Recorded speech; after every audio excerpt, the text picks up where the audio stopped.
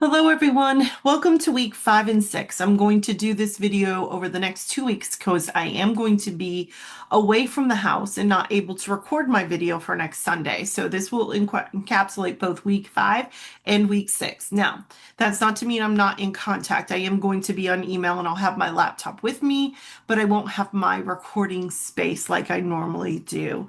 So if you have questions or concerns, I'm here. But this will be our check-in for the next 2 weeks. And I am going to walk us through everything we need to know to be successful, particularly since we're moving into the big part of the semester and looking at portfolio 1 and 2 time. So I'm going to start first with week 5. And we've got our checklist here. Now, notice there's some things this week that are due on Wednesday. So do make sure you're paying attention to that and getting your assignments in on time. You are going to be doing a group discussion through Padlet, just like we did at the beginning of the semester. I do not want separate submissions. I want a group submission. So that means you have to be on it and have your post up there by Wednesday so that your group has time to sufficiently prepare for the final part that's due on Sunday. Do your part and be a part of the process of making that work. But before you do that, there is a lecture on diction, concision, and syntax. Once you complete that, it goes into the collaborative activity overview so that you understand what the expectations are. And that assignment sheet is here for you. And basically, each of you are going to be in a group assigned to one of these articles.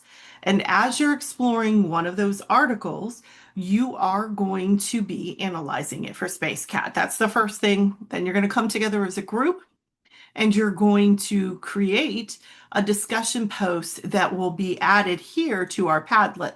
The assignment guidelines are here for you. Letting it open so that you can see exactly what that assignment looks like. And making sure that you are meeting the criteria. So discussion step 1 is the analysis. Step 2 is to start a post where you're thinking about diction, you're thinking about concision in writing, you're thinking about the syntactical choices your speaker is making. You're helping your group collaborate on how you're going to bring this to life on Padlet, making sure that you're including these elements, a summary, an analysis, textual examples, visuals, quotes, multimedia to support yourself. And then finally, you're going to view the other presentations to synthesize your learning and specifically reflect on a post back to me. Here's what the success for criteria looks like. And here are some models from last year's students that did this exact same assignment and how theirs turned out. They did use a fair amount of AI to generate their images, which was kind of cool to see. And once you get a little bit more familiar with these texts, it'll make a little bit more sense what their AI was able to capture as a part of it. And all of these did receive full points. I will put up your groups soon so that you can see your groups and know who's in your groups. It will be located within this assignment, just like it normally is. So you can see that they're built here for you. I just need to put in your names today. Then you're going to move into our first piece for portfolio 2, which is the process analysis essay. So in order to do this, I'm going to be your model this week for what a process analysis looks like. That's what this lecture is here. It's going to be twofold. It's going to remind you of the writing process, but I'm also going to walk you through a process analysis as an example of what yours is going to look like. And then you're going to do the same. You're going to take your topic from discussion 4, which is your topic for portfolio 2 and for portfolio 3 going forward. And you're going to decide what kind of process you can analyze and break down step by step. It does need to be in a multimodal form, so it can be a video, it can be an infographic. I don't want just a static PowerPoint. That isn't what is going to work here. It needs to have images and movement within it. If you choose the video, 5 to 7 minutes is sufficient. Infographic, of course, is an infographic size. And then it talks about how to submit it and how I am assessing that writing. I've also got 3 models here for you of student ones in the past. This one is how to make empanadas, and she walks us through the process of making traditional empanadas. Her topic was cultural appropriation of food. The next one was looking at technologies infusion into farming practices, and he talks about installing an irrigation system. And the last one is somebody that was looking at athlete nutrition, and she talks about how to make healthy ice cream. Each one of these are an example for you of what I'm looking for in this assignment. Alrighty, let's go back then. That is week 5. And let's look at week 6. And in week 6, we're going to continue that process, but now we're actually going to look at narration. And narration is how a speaker develops their ethos, and you're going to do that right alongside of them. There's a lecture for you here, followed by the assignment where you're going to rhetorically analyze someone else's mentor text, just like you did with my writing process one.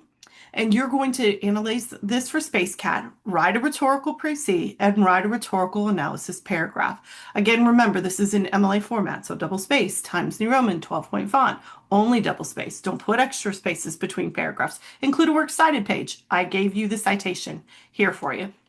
You're going to write a rhetorical précis, an analysis paragraph, and then make sure it's in MLA. I've given you a model of the success here. And just a reminder, your article is linked here for you. It's the excerpt from The Glass Castle by Jeanette Walls. She's going to be talking about the intersectionality of food and poverty and food insecurity in our country, particularly in how it impacts our youth. So it does connect back to some of your all's topics for discussion for and Portfolio 2 and Portfolio 3. Then after you complete Portfolio 1, where you rhetorically analyze Walls's view, you're going to write your own narration. This is the introduction to your essay that you're going to write in Portfolio 3. 400 to 500 words on your topic that you've chosen, and you are going to use the elements of narration to connect with your audience through your beliefs, needs, and values, and their implied beliefs, needs, and values of your audience. You're connecting to your topic. You're choosing a clear structural choice. Are you going to go with something where you have a narration and you come out with a reflection in the end? Are you going to infuse a reflection in it? How are you going to make sure we understand the significance of your narrative connected to the context of your issue? And then finally, making sure you've edited that for grammar, mechanics, and MLA. Just as always, there is a sample here for you.